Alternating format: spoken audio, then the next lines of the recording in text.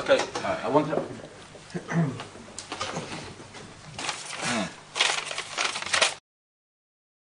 The first piece that I saw was Great Deeds Against the Dead, when it was in Victoria Mirror Gallery. And that was a pretty impressive piece as you're walking down Cork Street and you just had like severed mannequins like sticking out the window.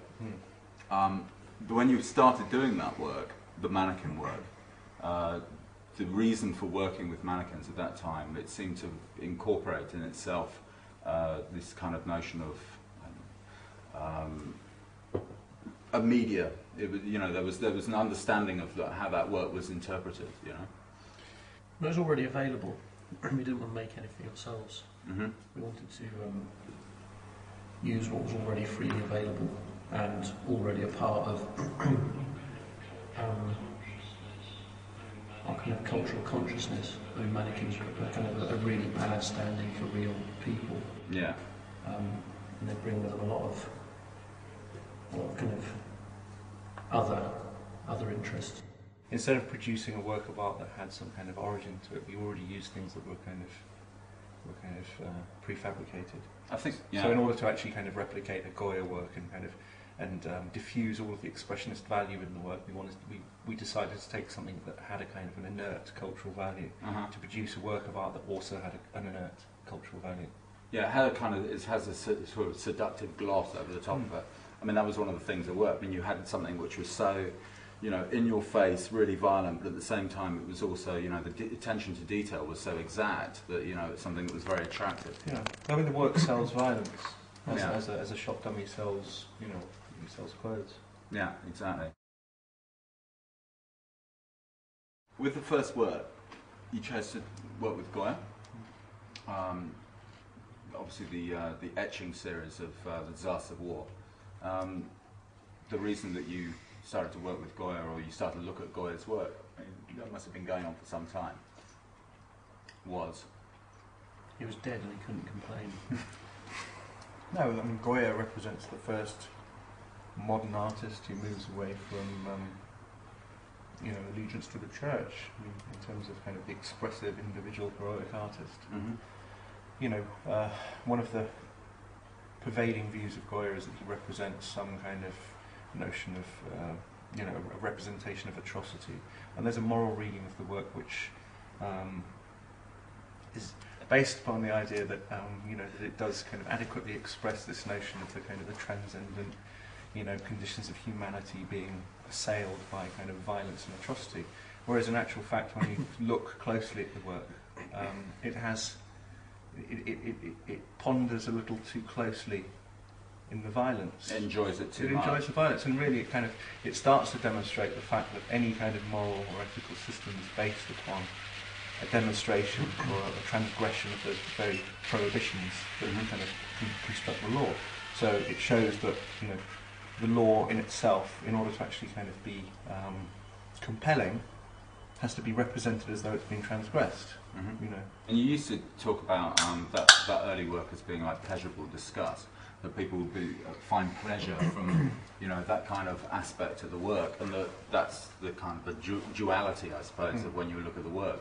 That it's more about how you as a person and how you react to it, as it is about the meaning, as it were, that's coming from the artist. Yeah.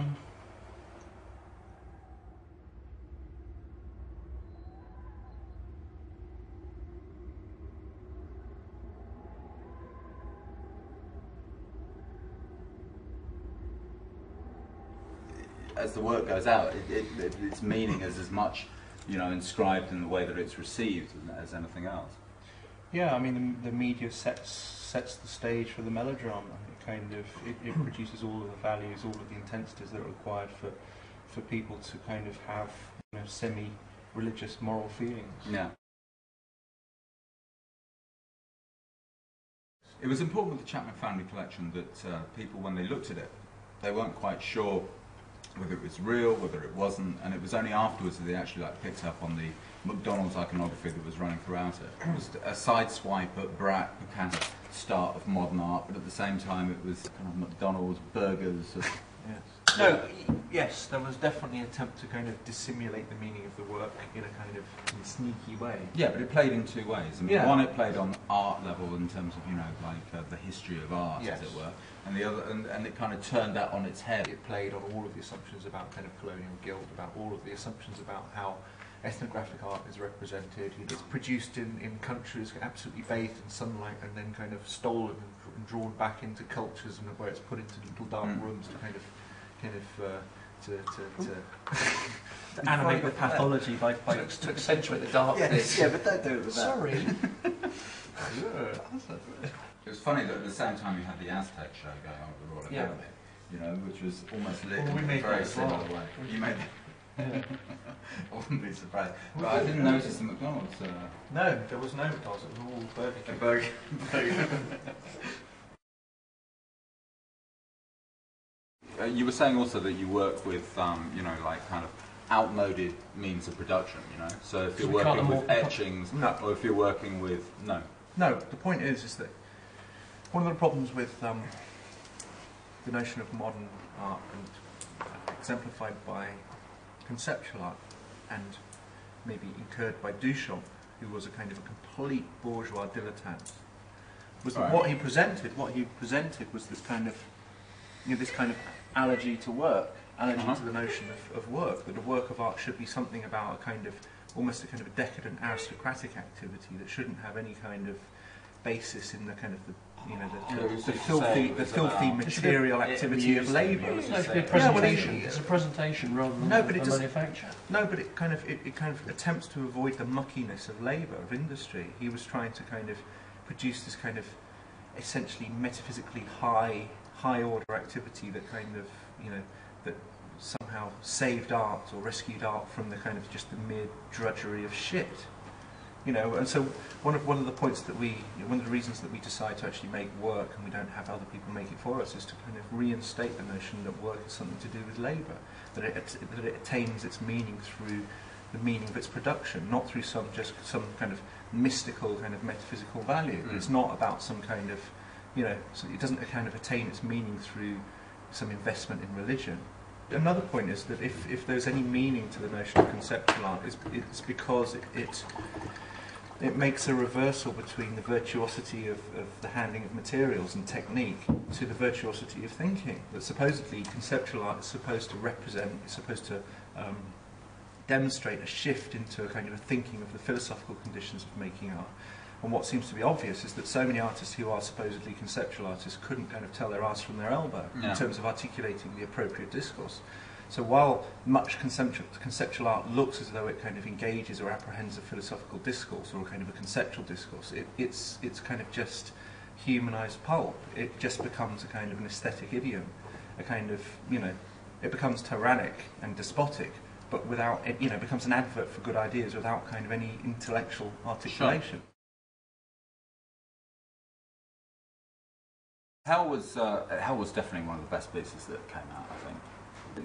When you took that on board, you know, you left Victoria Mirror, you didn't have a gallery, you didn't have any kind of option, really, of, you know, kind of solidity in your life or whatever, but that's a huge fucking project to take on at that stage. Well, it was just, you know, that's what we were doing. We weren't doing anything else. It was, you know, Kept us off the streets. kept us off the street. No, I mean, No, it was, you know, we were focused. That was what we wanted to make at that time. And if it took 2.5 years, if it took 10 years, it wouldn't have made any difference. I mean, the thing about this is that if you're trying to emulate obsession, if you're trying to emulate kind of a work of art that has this kind of neurotic engagement with this kind of absurd material, it doesn't necessarily mean to say you've fallen into the trap of believing that it has the value and the worth that it has as a first order work. I mean, it was a very second order It's method activity. sculpture. I mean, it's kind of, you know, with all of our work, we've always adopted, I mean, essentially kind of quite caricaturistic positions about the meaning of the work. I mean, you know, making wood carvings or oil paintings or etchings. I mean, we gravitate towards the most reactionary, conservative methods possible in order to kind of debunk their opposite. I mean, in a sense, you know, what's on offer is this notion of producing kind of radically progressive art, you know, as defined by kind of video work and installations or whatever. I mean, obviously what we're trying to do is to kind of, we're trying to disrupt the notion that those things have some kind of, you know, unexamined value, because we take them as being unexamined. It was funny when you saw the show installed at the Royal Academy that, you know, it was kids and train spotters who probably understood it the best. Yeah. You know, when it came, other people would be kind of trying to intellectualise it too much and sit there and think to themselves, you know. No, they didn't intellectualise it. They just turned their nose up at it and decided it was pure oil and stupid and walked straight through. And to be quite honest, we look at Jeff Koons. Yeah. Why do you think they refused to look? Because they had a problem with the subject matter? Because the point about the work is that it kind of, you know, you can see the kind of the engineering problem. You think, right, how do we make the most significant work of art about the most significant subject? You know, it seems to me that, you know, any kind of investigation of the 20th century questions of our kind of ontological place have to kind of, in some senses, exhaust the question of the Holocaust. And yet, so what we do is we produce a work of art which so thoroughly misses the point, so thoroughly misses the subject. Turns it into not a game, but turns it into something. Well, I mean, we you know, despite the idea that it took us 2.5 years, I mean, there's some nice statistical data that kind of puts the thing in its correct perspective. I mean, you know, if the work is about the Holocaust, which is kind of a dubious claim, one of the points about what happened in genocide was the Nazis killed 15,000 Russian prisoners of war in 3 hours. It takes us 2.5 years to make 1,000 stupid little models. So in terms of the kind of the industriousness of our genocide machine, it's ridiculous. It's cottage industry genocide. But also, at that time, you were kind of suffering, maybe the wrong word, but suffering from the fact that, you know, the press has kind of set up this whole scenario about what they expect from you on that level. You know, I mean, it's like from the mannequin work, etc. They were like, you know, they were kind of looking in for things that were going to be problematic and therefore like push forward. You know, I don't know what the press response was to Hell, but it didn't seem to get as much press as it seemed to deserve. I don't think. I mean, the press has been a little like a kind of flattering village idiot. You know, encouraging the kind of shock value of the work. I mean, really trying to help, you know, inadvertently support the kind of what they think the work does. I mean, I remember someone walking up to me and saying, you know, why is this person drinking a McDonald's milkshake in this sculpture? They didn't have milkshakes then. Was that in Hell? Yeah, and then he said, well, they didn't have 3 heads then. You know, they didn't have kind of 12 there wasn't arms a then. then. When is the then? But I think that's kind of indicative of the way that people, you know, view our work. Is that you know, it kind of is for all of the games that it requires solutions to the problems. I mean, you know, they're not complex. They're not overcomplicated, and yet it seems to wrong foot people very quickly. I mean, you know, if you know, we've said it a million times, but when you make a sculpture made out of 15 mannequins and it has 30 legs and 15 heads and genitalia of all sorts. Yeah. People still refer to it in criticism of the work or just in kind of reference to the work as a female, simply because it has long hair, despite having female and male genitalia and genitalia not yet invented. They still attempt to kind of to pin it to some kind of, you know, simple reductive gender representation. It's much easier to victimise a little girl than it is a little boy. I mean, there's kind of a whole bunch of... But it's also because people are used to objectify women, and they're used to objectifying children. If the child is kind of somehow, if there's some kind of libidinal intensity being offered by the sculpture, then necessarily it must be female, because if it was male, it would be completely kind of transgressive. Probably too hard to deal with. Totally. So, you know, because they have long hair, they're female. And so really you're watching these idiots kind of trying to pin the tail on a donkey and getting it in totally the wrong place. Yeah. You know. And fucking. So what was that? That's a wrap.